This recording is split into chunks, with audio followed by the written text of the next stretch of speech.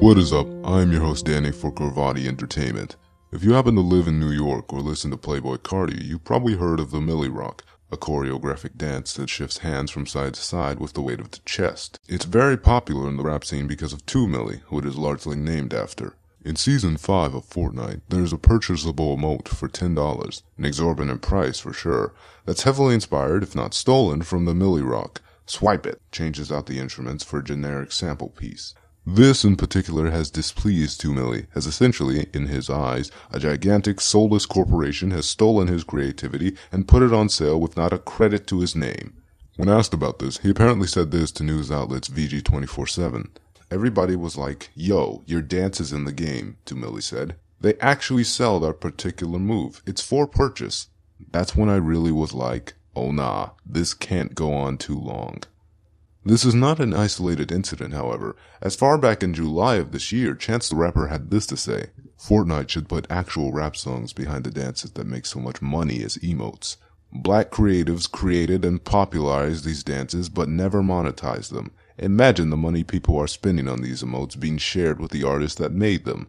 And before that, there have been other instances of Epic swiping up popular content for use in their game, besides the game itself.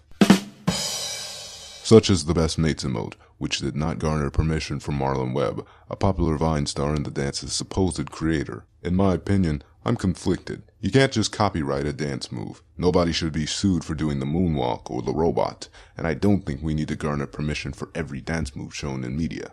But it's very clear that at best these emotes were lifted from modern culture to better appeal to the youth, or at worst, they were ripped in order to keep all the profits to themselves, which, given the deep pockets of many players and the multitude of those players on Fortnite, would be very, very large profits.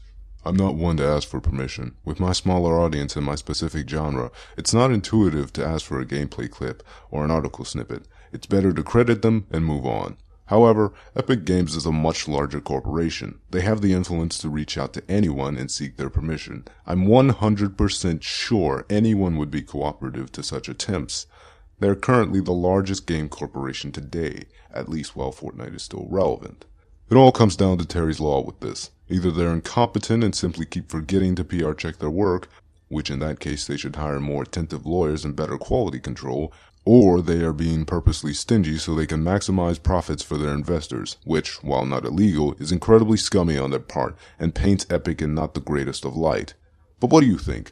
Whether you agree that 2 Millie is in his rights to protect his style, or that the dance move doesn't strictly belong to him and should be shared for what it is, or you're a conspiracy theorist who thinks that Epic is trying to appropriate black artists by exposing their dance moves to Caucasian youths, confusing them into thinking Epic made that dance, and thus eradicating black culture, one $10 emote at a time.